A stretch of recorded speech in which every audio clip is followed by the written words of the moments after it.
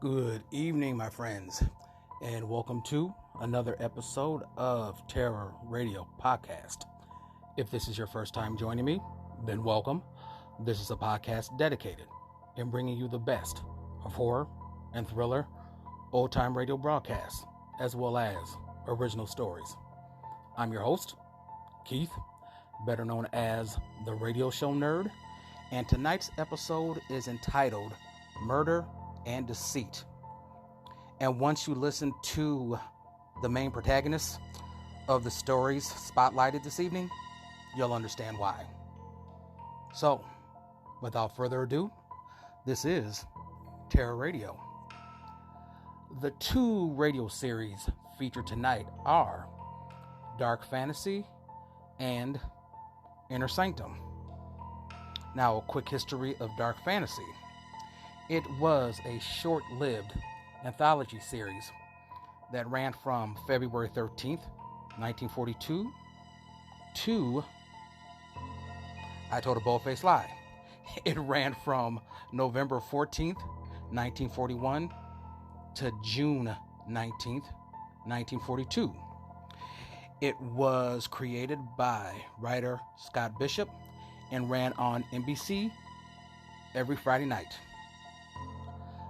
The radio play tonight is called A Delicate Case of Murder. And it was either first broadcasted on February 13th, 1942 or February 20th, 1942.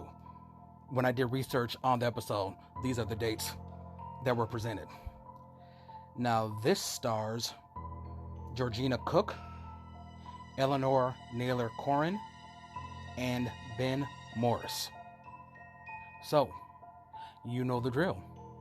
Sit back, turn down the lights, and listen to A Delicate Case of Murder.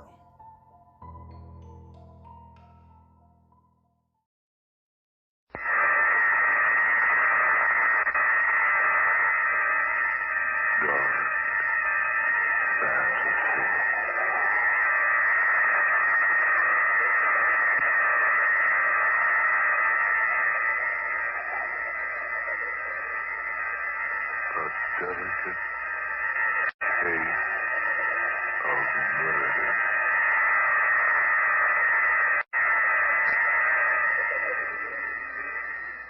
At 2 a.m. I say, Winstead, will your wife be down shortly? Yes. Laura promised a special seance from Miss Keaton here at 2. Yes, and I can hardly wait. I've always been so curious about things like this, but I've never attended a seance before. Well, I assure you, Miss Keaton, you'll find it most fascinating. I've been watching Laura practice for almost 5 years. She makes more progress with every sitting. It's absolutely astounding what she can do. Isn't it, Winstead? Yes. Quite. Oh, yes.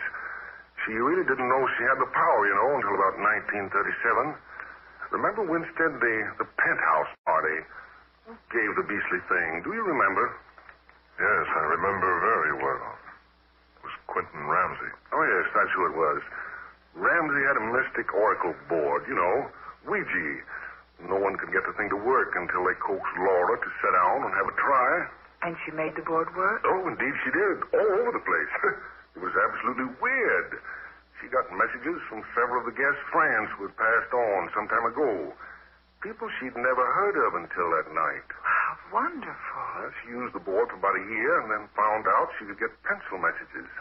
Pencil messages? Yes, she simply substituted the pencil for the little heart-shaped board with the isinglass window. Her messages came in more rapidly that way, more complete, and this method was less tiring for her. You mean she actually contacts departed spirits that way? I mean, she did. But she gave up the writing method 2 years ago. Didn't she, Winstead? Yes, thank heavens. Every place I'd go, I'd find a paper simply covered with strange scratchings, harebrained so-called messages. But look here, old fellow. Do I detect a shade of sarcasm in your voice? I dare say you do. Not aboard with the whole thing. But why, Winstead? Simply because it's all a lot of, well, on.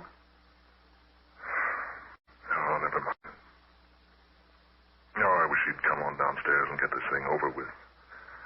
Frederica, I urge you not to waste your time with this foolishness. Foolishness? Now, look here, Winstead.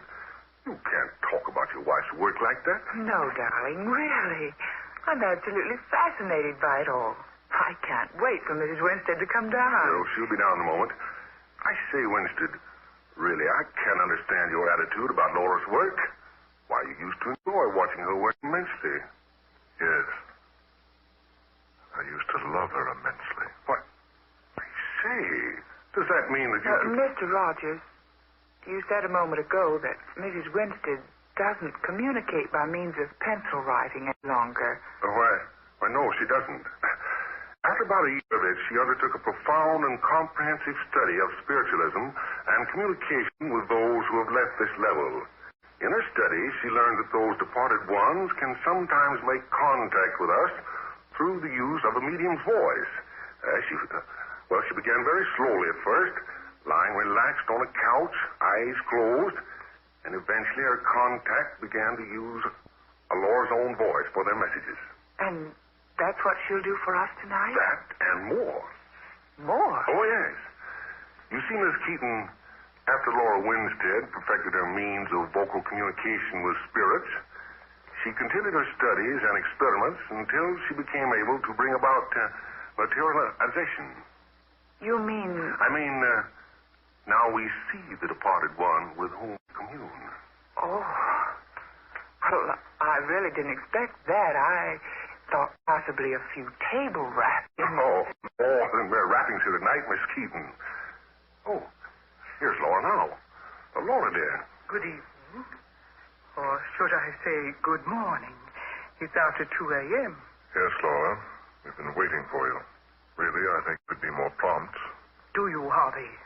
Or perhaps you should hold the seances instead of me. Now, Laura, there's really no reason for you to make a scene. Oh, no, of course not.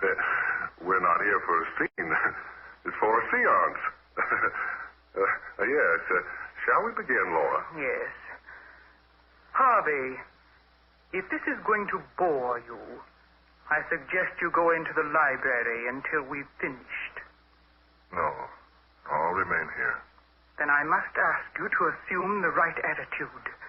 You know we always have difficulty getting good contact whenever a disbeliever is present. Oh, I'm sure Mr. Winstead believes, don't you, Harvey? I'd rather ask that same question of you, Frederica. We're finished here. Oh, don't worry about me, Mrs. Winstead. I'm quite open-minded. I'm sure you are, dear. Now, we'll all gather around the table.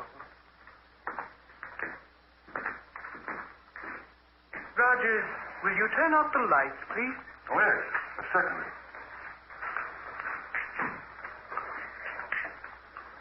There we are. Now we'll all... What's that? What's wrong? What's happened? Never mind, Laura. Frederica, are you all right? Oh, yes. Yes, of course she is. I merely missed my chair and bumped into hers. So sorry, Miss Keaton. Oh, I'm sorry, too. Please forgive me. I was startled for a moment. There now. We're all settled. It was entirely my fault, Miss Keaton. I'm terribly sorry. It's quite all right, Mr. Rogers. Is everyone quite ready? Yes, Laura. All ready. Shall we begin any time now? Harvey, we will begin when the opportune time arrives. Let me tell you once again that if you are impatient, it will be best that you will leave us. Oh, no. No, Harvey, please don't go. Don't worry. I have no intention of leaving. You please all join hands. Roger, give me your hand. Miss Keaton, yours, please. Now you two clasp hands with Mr. Winstead. Yes, I understand. Harvey, where's your hand? Oh, there it is. All set, Laura. Now, whatever happens, no one is to break the contact. Is that perfectly clear? No one. We will soon make communication with one from another level. Where will we see this? I must ask you to be very quiet, Miss Keaton. No one is to speak.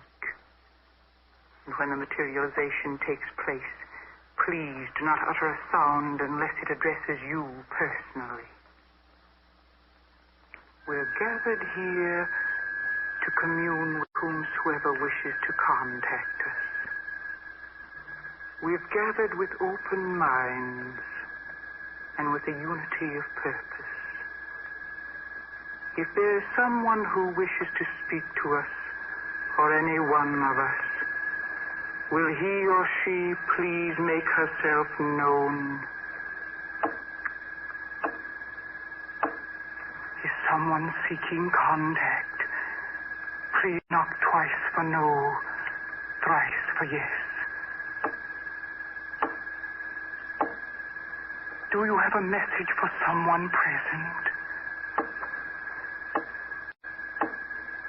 For me? No. For someone else who's present here?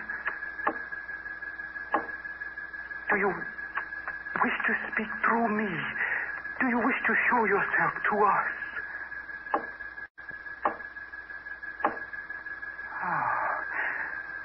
Very well. We will await your appearance now. When you are ready to speak through me, please begin.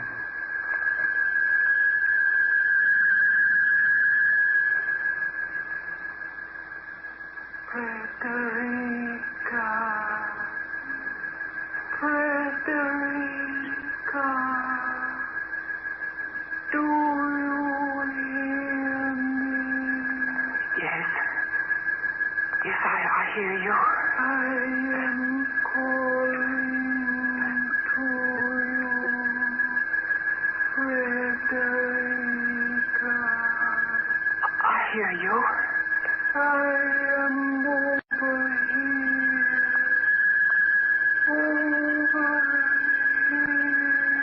Yes, I see you. Do you recognize me, Rebecca? Yes. You are my mother. Yes, dear.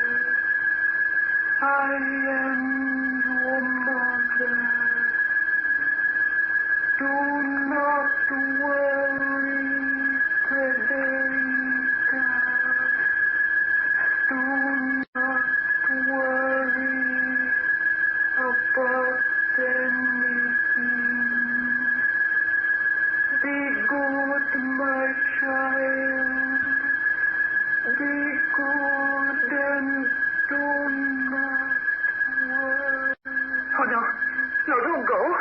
Not yet. I want to talk to you. She's gone. Oh, I saw her so plainly. It was my mother. I know it was. Harvey, did you see her? Yes, I saw her. Will you turn up the lights, Roger? Yes, of course.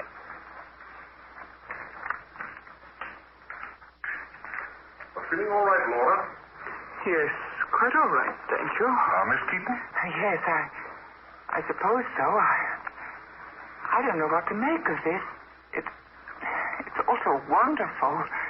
I'd take it with a grain of salt, my dear. Try not to think too much about it. Harvey, I'll not have you say such things. Miss Keaton, you've just seen and talked with your mother. You may do so again whenever you wish. And in case there's the slightest doubt in your mind, I can assure you that it was your mother. Oh, yes. Yes, I'm sure it was, Mrs. Winstead. And as I say, it's so wonderful. Tell me, why haven't I heard of your ability to do this before now? Because, Miss Keaton, I permit no one to speak of it. I do not wish to become a public figure. I give sittings for my friends. I don't wish the world at large to know about my power, so I swear every newcomer to complete and absolute secrecy. I'm asking you for your assurance now. You mean you don't want me to speak of this to anyone? Yes, that's what I mean. You must promise to speak to no one of what you have seen here tonight. Very well, Mrs. Winstead. As you wish. I shall expect you to keep that promise. No, the seance is ended. I shall bid you all good night. Now, Laura, dear, won't you stay and talk for a while? Thank you, no. I'm very tired, and it's almost 3 o'clock. I'll see you to the stairs then, and then I must be going. Winston, old chap, I'll see you at the office tomorrow. Very well. Thank you, Rogers. Good night, Miss Keaton. Good night, Mr. Rogers. Mrs. Winstead. Good night, my dear. Please come back again when you can. Oh, thank you, I will. Good night, Laura. I'll run Frederica home. I'll be along shortly. Yes, Harvey. Take your time, my dear. Now, whatever made me say that? I'm sure you will, anyway. Good night. Harvey, she's suspicious. That I'm in love with you? How could she have found out? I told her. You did? Yes. Made a clean breast of it to her. Told her it was no good, she and I trying to continue to make a go of it. She refused to give me a divorce. Oh. I'm really desperate, Frederica. I can't stand living with her another day. She's changed so. There's no love in her heart anymore. No warmth. She suddenly becomes such a different person. Nagging, sharp-tongued, overbearing. Oh, poor dear. You do need someone to look after you. She must neglect you terribly. She does. I minded a lot at first. Believe me, Frederica, I was always in love with Laura. Now she's so indifferent. Everything I try to do for her. But why has she become so indifferent to you? I've stopped trying to explain that months ago. I don't care anymore. Now that I found you. Harvey. You do love me, don't you, Frederica? Oh, yes, dear. Of course I do. But we can't go on like this. There's no solution in view. But there must be a solution. There must be some way. But there is no way. No way except the one Laura denies us. Just give me a little time, Frederica. It isn't hopeless yet. I promise you, Frederica, I'll find a way. I'll find a way somehow. My darling. Harvey, I'm still thinking about what Laura did here tonight. The apparition. The voice of my mother. Oh, nonsense, Frederica. Darling, what do you mean? Here, I'll show you what I mean. Here, I want you to see this, Frederica. Here you are. See? Well, that's almost an exact image of my mother. Nothing but a papier-mâché face, painted to resemble an old lady, an old gray shawl, and some old-style spectacles. But how does it work? How did she make it appear? Easily. Look, up above there. An almost invisible wire strung across the room. Laura simply releases an electric-controlled lock on this cabinet behind her chair. Since the invisible wire is placed at a single angle, the so-called spirit slips slowly out in front of those sitting at the table. Here. Like this. There. Then Laura says whatever she wants to. Changing her voice. When it's all over, she simply manipulates this cord on a pulley inside the cabinet. The image is returned to the cabinet. Simple. Oh. Well, then she merely tricked us. Tricked you.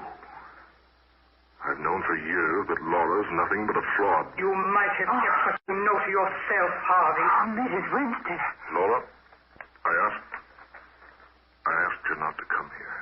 She insisted that since you extended the invitation, she was obliged to. I felt it only fair to show her that she'd been the victim of a hoax. Harvey, never mind, Miss Keaton. I'm not in the least embarrassed. The apparition was a trick, yes. But I assure you, my dear, the voice was not.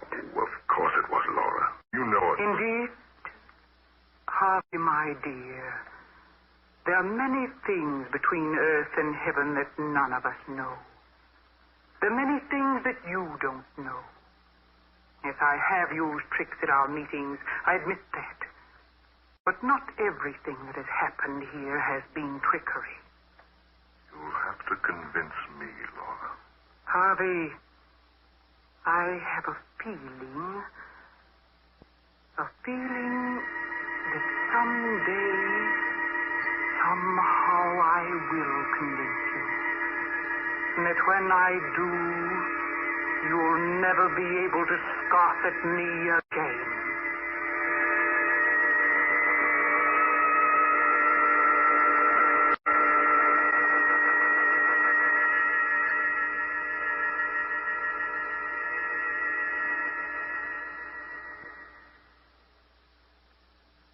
Laura, I'm sorry about last night.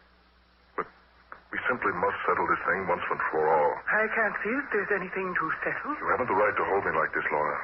You don't love me. Why don't you give me my freedom? Simple, Harvey. Because no woman likes to see another take her place. Besides, it's so convenient being married to your income. You're the most selfish, the most self-centered woman I've ever met. Am I, darling? You certainly are. Laura, all I ask is a divorce. I'll see to it that you're well cared for financially. No, Harvey. You're wasting your breath. I told you no yesterday. I say no again today. And I'll keep on saying no as long as I live. As long as you live. Yes. Just so, my dear. Just so.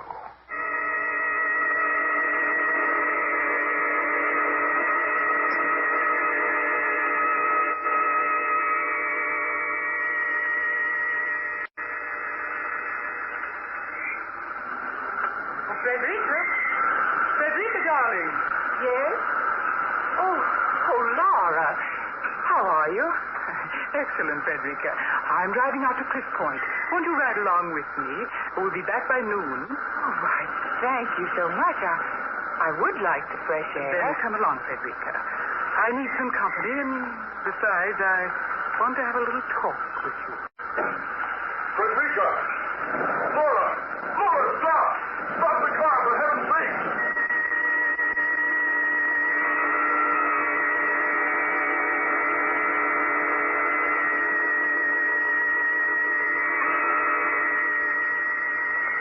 There's your evening paper. Harvey Winstead's wife dead and plunged over Cliff Point. Two women forced off highway by unidentified truck driver. Mrs. Harvey Winstead killed instantly. Miss Frederica Keaton expected to die. There you are, folks. Just your evening paper.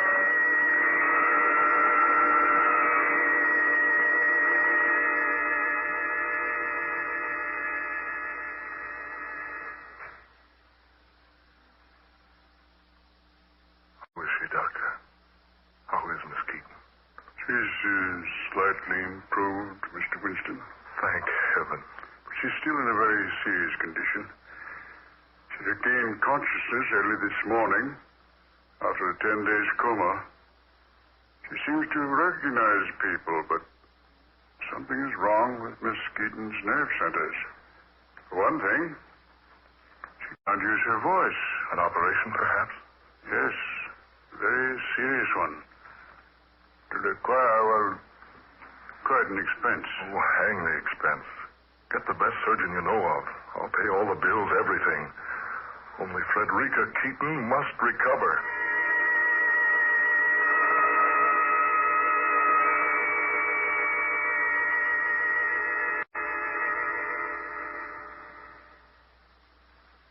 I say, Winstead, do you really think that this girl will ever recover?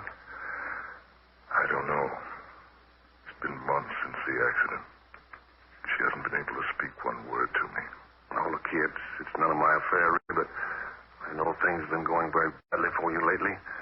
Losing your wife and all. But Need some money, old man? Oh, no. No, thanks. Thanks a lot, Rogers. My money's not completely gone yet. Good news. Good news, Winston. Yes, Doctor? The operation was a success. Believe me, I never dreamed it would require 3 operations to make Miss Keaton able to speak again. She can talk? Yes, after almost 6 months of silence. Oh, that's splendid. When can I see her, Doctor? Why, now, if you wish. Here, this way. Just a few minutes now. She's very weak. Yes. Hello, Frederica. Harvey. Harvey. Darling. Oh, my darling, at last. Isn't it wonderful, dear? Oh, my dearest one. To hear your voice again. I thought I'd never speak to you again. You must forget all that, darling. Get well soon, please. Because just as soon as you're strong enough, we'll be married, dearest. Just as I've always told you we'd be.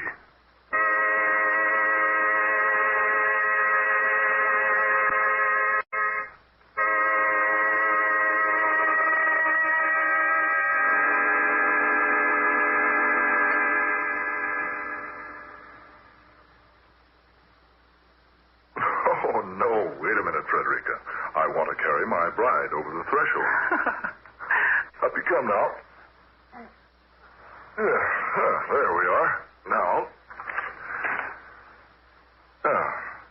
There you are, Mrs. Winston, in your new home at last. Now, how about a kiss from Mr. Winstead's new bride? Harvey, you're always the fool, aren't you? Frederica, darling. Oh, stop it. Stop it. You're so annoying, Harvey. Frederica, whatever's come over you? You thought your problem was solved, didn't you? You thought sending me over the embankment to my death was the solution. I don't understand. Look at me. Whom do you see? Frederica Keaton, yes, of course you do. But whose voice do you hear? Laura. You've been so stupid, Harvey, you hadn't even noticed. It can't be. Are you a believer now? Laura, my wife.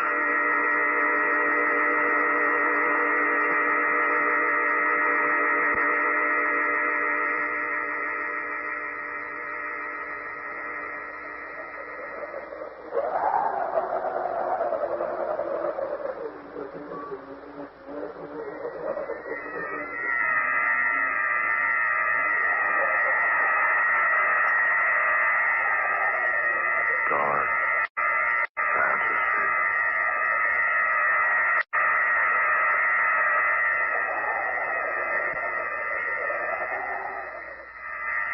You have heard A Delicate Case of Murder, the 14th original tale of dark fantasy by Scott Bishop. Georgiana Cook was heard tonight as Laura Winstead. Ben Morris was Harvey Winstead. Eleanor Naylor Corrin played Frederica Keaton. Muir Hype was Rogers. And Fred Wayne was the Doctor. Next Friday night at this same time, listen to the 15th unusual tale in this series of dark fantasy, Spawn of the Subhuman, in which the nation's favorite soprano star makes an aeroplane flight to an incredible destiny and awaits her at the hands of a strange and mysterious madman. Tom Paxton speaking. Dark Fantasy comes to you from Okay. Next we have the iconic Inner Sanctum, which was a horror anthology series that ran from January 7th, 1941 to October 5th, 1952 on CBS. It was created and produced by Hyman Brown. The radio play tonight is was originally titled The Man Who Couldn't Die, but was changed to Elixir number 4 before it was broadcasted. It was written by Emily Tepperman, and it starred actor Richard Widmark. And it was first broadcasted on February 12th, 1946. So, you all know the drill. Sit back, turn down the lights, and listen to Elixir number 4.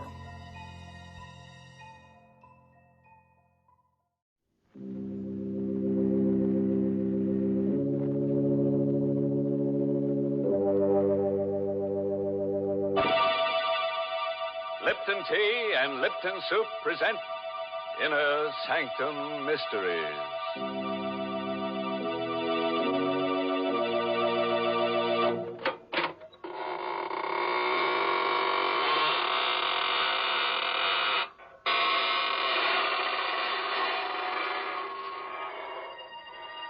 Good evening, friends. This is your host of the Inner Sanctum inviting you in through the creaking door. Come on in and enter into the spirit of things. Don't pay any attention to those gurgling sounds you hear. They're the unfortunate ones. The midnight spirits who were caught haunting before midnight. Poor things. All they can do now is gurgle because they've evaporated into distilled spirits. What a horrifying thought, Mr. Host. Can't we ever talk about the brighter side of life? Well, don't forget, Mary, murder is my business. Well, thank goodness it isn't mine. And right now, I'd much prefer to talk with our Lipton listeners about something more conducive to happy spirits. I mean, a cup of hearty, piping hot Lipton tea. You know, it's really wonderful, the extra delight you get from this superb tea, friends. And the reason is simply this. Lipton's grand brisk flavor. Brisk, you know, is the tea expert's own word for the fresh, full-bodied, lively flavor of Lipton tea. Because unlike ordinary teas, Lipton's is never flat-tasting or lifeless. Lipton tea is always spirited, full-flavored, truly satisfying. Why, I'd even go so far as to say that once you've tried it, I think you'll enjoy Lipton tea more than any other tea you've ever tasted. And I'll go even further, Mary, and introduce our listeners to tonight's story. It's an original radio play written especially for Inner Sanctum by Emil Tepperman and starring Richard Widmark in the role of Alex Gregory. It's about a man who became master of a secret so fearful that it could never be revealed to any mortal, living or dead. But let him tell you the story himself, how he learned the most terrible secret in all the universe, and what he did with it.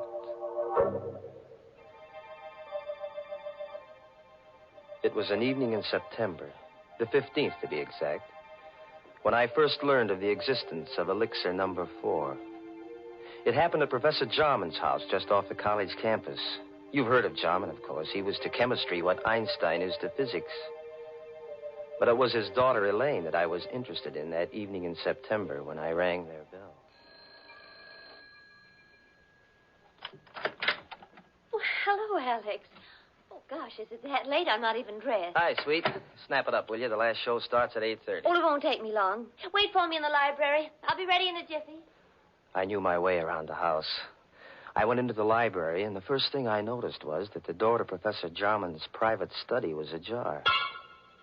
It had never happened before.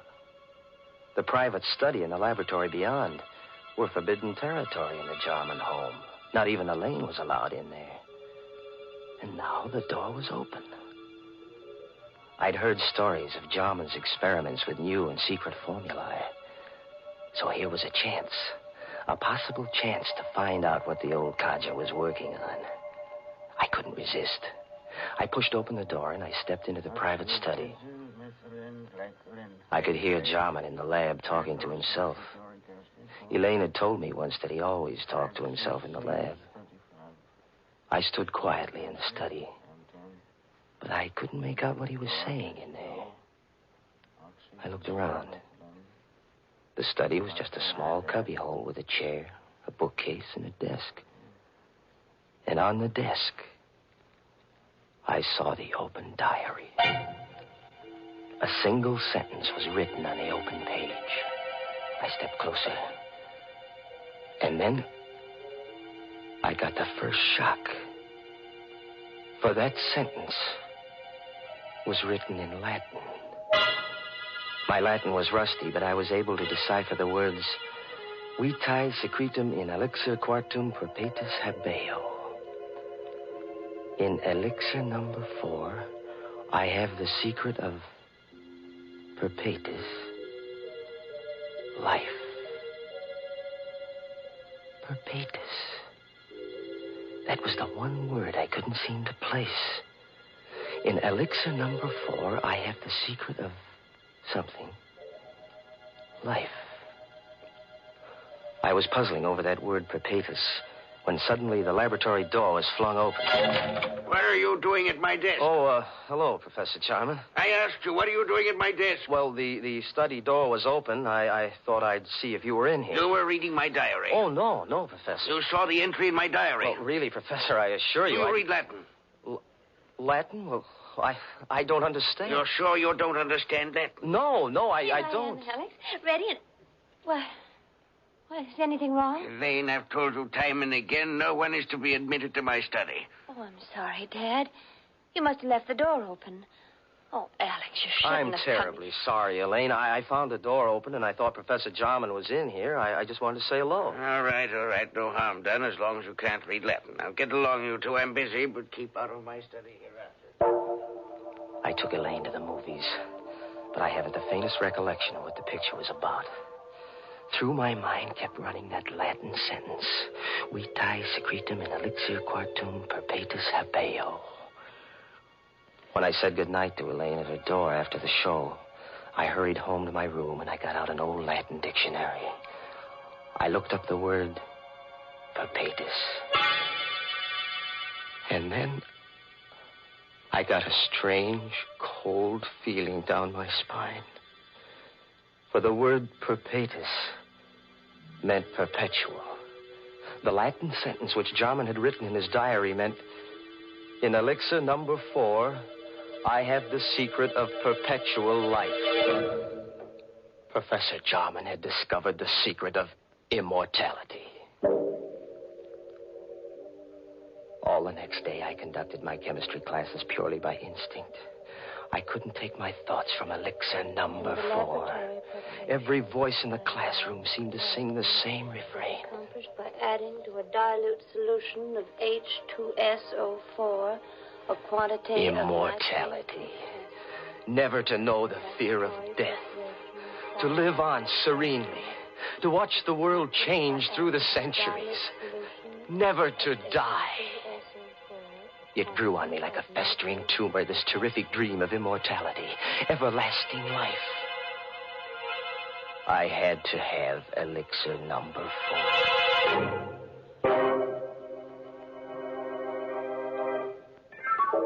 In the afternoon, the first free period I had, I went down the hall to Jarman's office.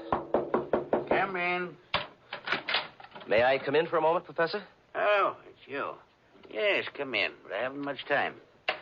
Professor, I want to apologize for last night. Let's forget about it. No harm done. Well, whatever it was you had written in your diary, it must have been pretty important. Oh, no, not at all. Only some chemistry notes. Nothing of any importance. Just something I've been experimenting with. Well, I'd be very glad to assist you, Professor. Anything I could do, That's very kind of you, young man, but I don't need any assistance, thank you. As a matter of fact, the experiment is completed. You mean you're all finished? All but the practical application. Oh. Well, couldn't I help you on that? It won't be necessary. Tonight, I'm taking the last step. Tonight?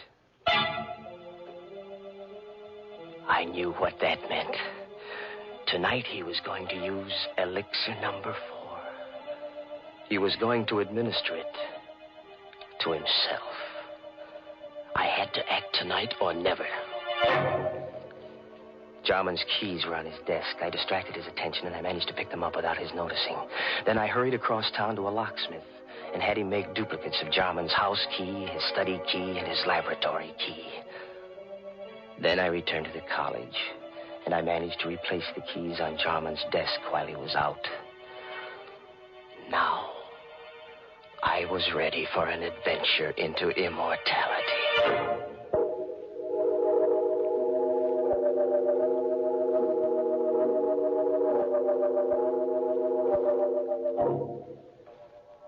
At 8:30 that evening, I let myself into Jarman's house, opened the study door, and stepped quietly over to the laboratory.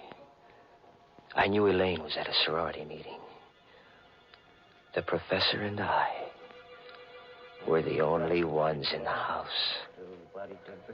Jarman was standing at the lab table with his back to me, talking away to himself. There was a small vial on the table and a hypodermic syringe alongside it. Equal quantity administered yesterday will be sufficient. At my age, since my blood is too thin, I require the additional dose. But a younger man would need only one injection to cause the necessary type change in his blood. Who's that? Good evening, Professor Jarman. I hope I'm not interrupting. What are you doing here? How did you get in? So elixir number 4 changes the bloodstream, huh? What do you want in here? Quit stalling, Professor. I know what elixir number 4 is. Oh. So this is it. Elixir number 4. Careful. Don't spill it. How much of this stuff have you got? That's all there is. 5 cc's. You mean you haven't got any more? It took me 5 years to distill 10 cc's. Before that, I experimented for 10 years. I failed 3 times. And this is your 4th try, huh? Elixir number 4. And there isn't any more of it? It'll take me 5 years more to make up another bat. Please be careful. Don't drop it. Don't worry, I won't. You said this is enough to make the average man immortal. Me, for instance? It's not for you. You hear me? Not for you. Oh, yes, it is, Professor. It's for me. I won't let you... What are you doing with that mallet? What do you think? No. I'm so sorry, Professor. Wait. I'll let you have it. Don't kill me. I've got to kill you. When I take this dose of elixir number 4, I'll be immortal. And I don't want anyone to know it. Go away, you fool. You'll never enjoy your immortality. You'll wish you were dead 1,000 times. I'll come back to remind you.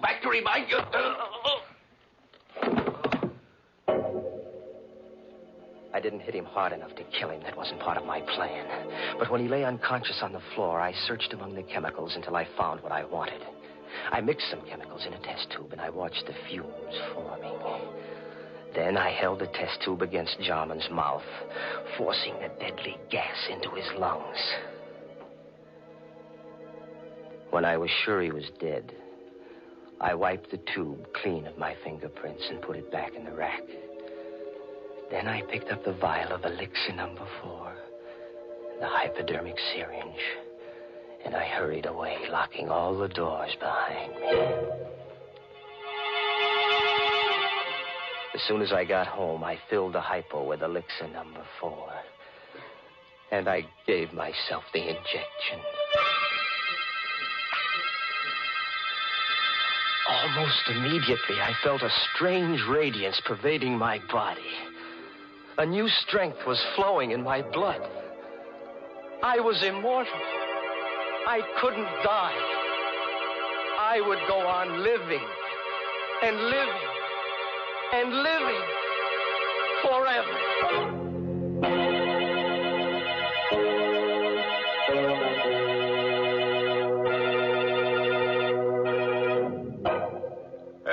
What's going on here? What's all this about living forever? If you ask me, it would be more of a curse than a blessing. Now, just suppose we all took a shot of this elixir number 4. I think of all the people who'd lose their jobs. Grave diggers and stone cutters and shroud makers and hearse drivers and... Oh, why, go on. You see what I mean. Why, everybody'd be out of a job. We'd all practically starve to death. Well, then, Mr. Host, maybe we can be glad that nobody has ever found the fountain of youth. You know, I think it's not a matter of trying to live forever. The important thing is to get more enjoyment out of every day. Mm-hmm. For instance, Mary? Well, for instance, one splendid way to get more enjoyment out of an otherwise dull day is to invite your friends in for tea. It's a delightful neighborly custom, made even more delightful when the tea you serve is Lipton's, because there's so much extra pleasure in Lipton tea. The party will seem more of a party. The conversation will be more sparkling, and your reputation as a thoughtful hostess will soar to the skies the moment your guests take their first sip of Lipton tea. For Lipton's wonderful, brisk flavor makes it a favorite with everybody. So when friends drop in for tea, or the family gathers around the dinner table, serve them Lipton's, tea at its delicious best. And now let's get back to our story. We're all anxious to see what this fellow Alex does with his secret of perpetual life. Just imagine, a man with all that time on his hands. Time to kill. And kill. And kill. Immortality. I had it in my blood. I could feel it pulsing in my veins. The vitality, the power. I had to establish an alibi. Not that I expected to need an alibi. Jarman's death would surely look like an accident or suicide when his body was found in the laboratory in the morning. But I wasn't taking any chances on a murder charge. I had so much more to lose now. Wouldn't it be ironic if they were to execute me for murder? Me, an immortal.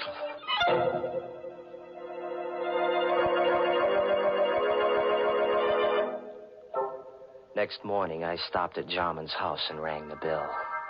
I knew Elaine must have gone right to bed when she returned from the sorority meeting last night, because she never disturbed her father when he was in the lab.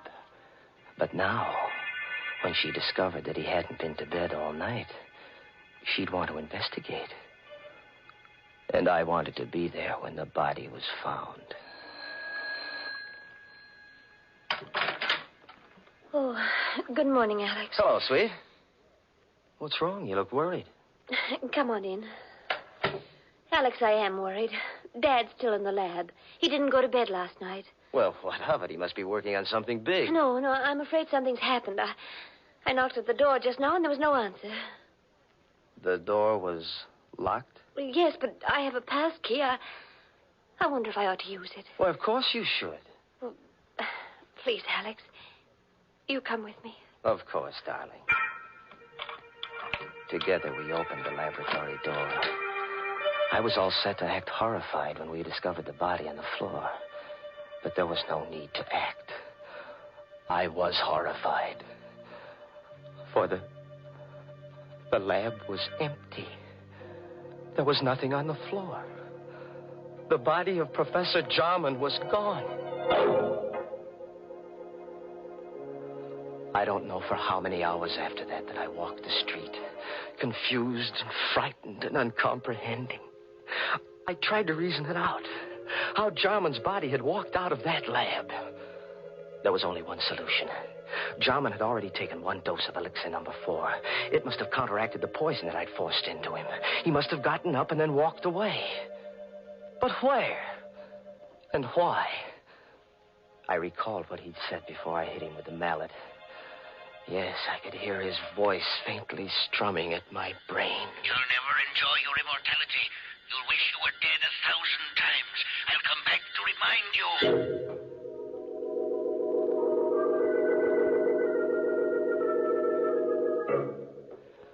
The next day, I went to Elaine's house, and I saw that she was taking her father's disappearance pretty hard. Oh, Alex, I don't know what to make of it. Do you think that Dad... that he's... Now, take it easy, baby. Maybe he's just suffering from amnesia. Maybe he just walked out of the house. He might turn up tomorrow. I have a terrible feeling, Alex, that he's dead. What makes you think so? Oh, I don't know. Now, please, Elaine. That won't do you any good. Oh, but it's the uncertainty. If I only knew for sure. Alex. Do you believe in mediums? Communicating with the dead? Do you believe a medium can put you in touch with the dead? Oh, is that what you're thinking of, darling? Going to a medium? But don't you see, Alex? If Dad is dead, maybe... I was worried, too. I had to know if Jarman was dead or alive. I had to know before I could start enjoying life. Yes, that might be a good idea, Elaine. Can't hurt to try. There's a medium in town. Oh, I don't know what I want to do. Let me think about it. Well, sure, darling.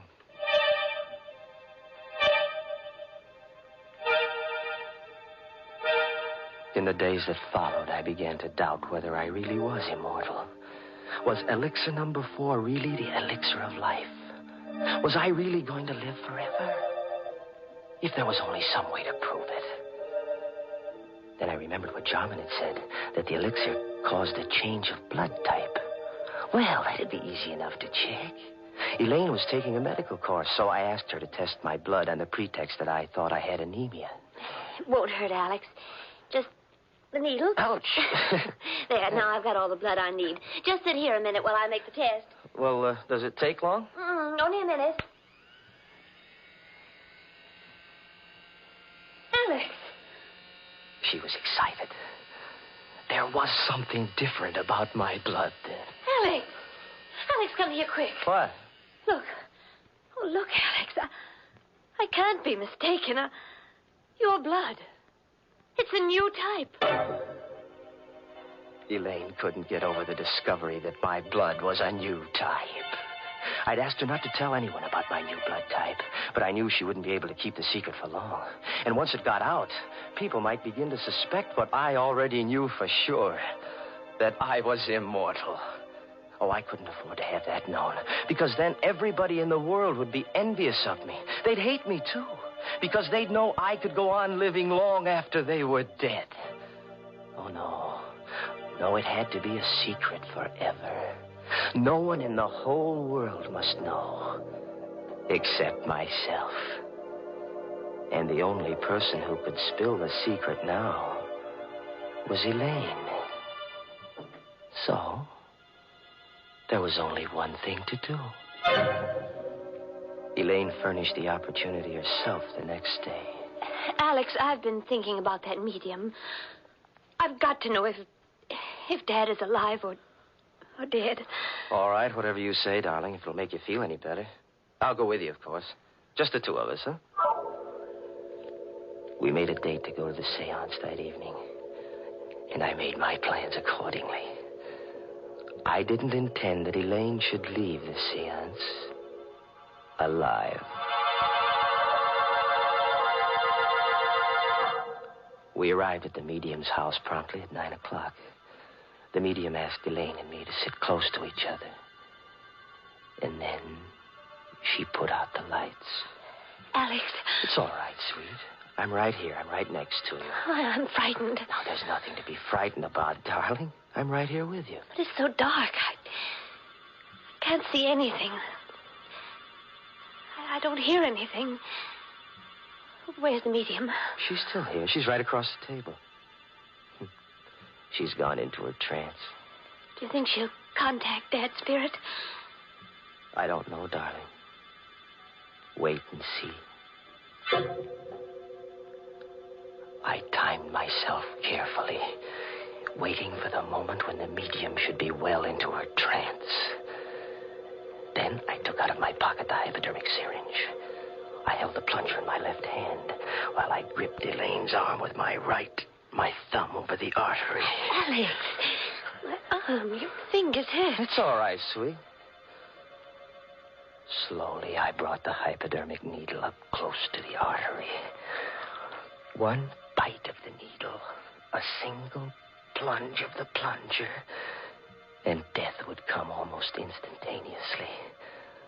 And no one in the world could say that it hadn't been heart failure.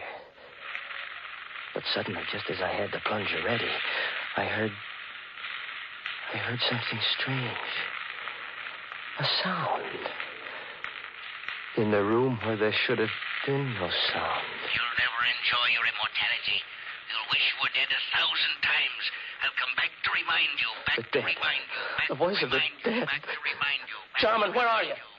Jarman, stop. You're dead. You're dead, Jarman. You can't be talking. You're dead. I saw your dead body. I killed you myself.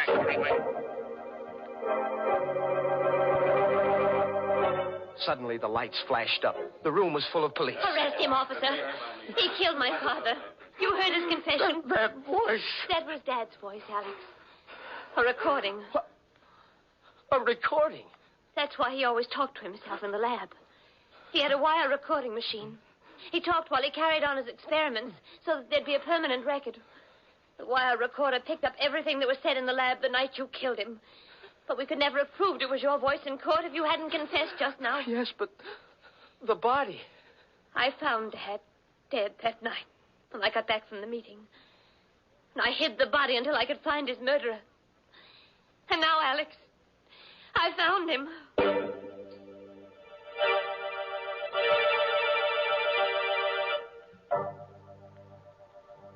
All through the trial, Elaine sat and watched me.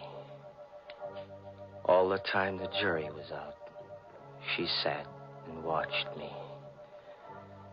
And she watched me while they read the verdict of guilty. Her eyes never left me when I stood up to be sentenced and heard the judge say, Alex Gregory, it is the judgment of this court that you be confined to the penitentiary for the rest of your natural life.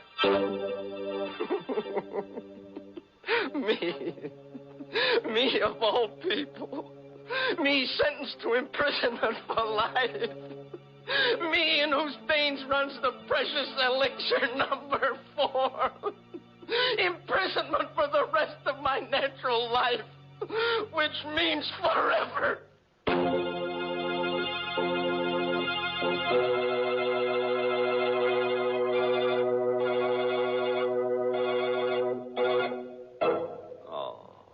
You know, I feel kind of sorry for Alex. He really got a tough break. Locked up in a cell for all eternity and no way out. Yes, looks like they'll have to build a new jail around him every 1,000 years or so. Of course, there's one way out for him. He could let his beard grow for a couple of centuries, and when it gets long enough, he could hang himself. Oh, imagine such a thing, Mr. Host. Yes, it would be sort of breathtaking, wouldn't it, Mary? Poor Alex. He probably had many good impulses in his lifetime. Yes, the trouble is he didn't follow them. Well, Mr. Host, I'm afraid that's something we all do every now and then. For instance, perhaps some of you Inner Sanctum fans have promised yourselves the pleasure of trying Lipton tea, but somehow just haven't gotten around to it. Or maybe you've just forgotten it when you're writing out your grocery list. Well, this time, make sure. Add Lipton tea to your grocery list right now. For until you do try it, you're missing a real treat. Why not start enjoying lively, full-bodied Lipton tea beginning tomorrow?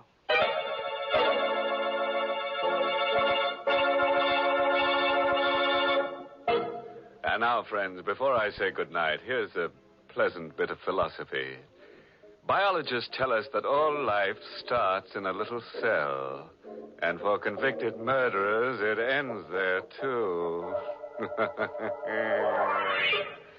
Oh, by the way, this month's Inner Sanctum mystery novel is Death in the Limelight by A.E. Martin. And next week's Inner Sanctum story, brought to you by the makers of Lipton Tea and Lipton Soup, and directed by Hyman Brown, next week's story is called You'll Never Escape.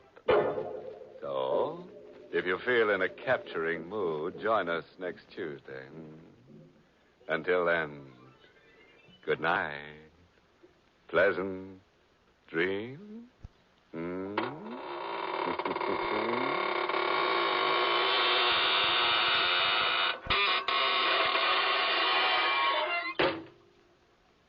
Friends, you want to know how to make an ordinary meal into a feast? Start it right.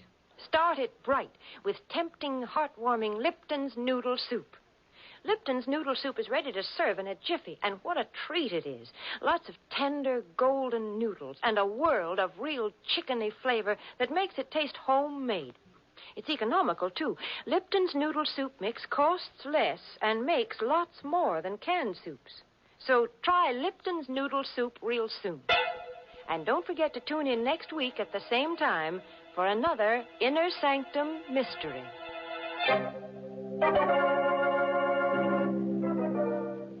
This is CBS, the Columbia Broadcasting System.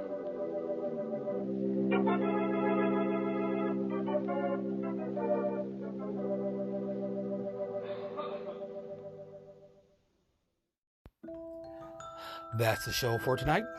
I want to thank you all for listening. And remember, you can find me on Facebook at facebook.com/terror1970, or you can find me on Instagram at Radio Show Nerd, or on Twitter at Radio Show Nerd 1. And if you want to drop me a line, make a request, a suggestion, hey, even a critique, please feel free to email me at radioshownerd@gmail.com. And you can also find me on YouTube, Terror Radio. Please check it out. Subscribe. Would be highly appreciated. Again, this is your host, Keith, aka the Radio Show Nerd, signing off.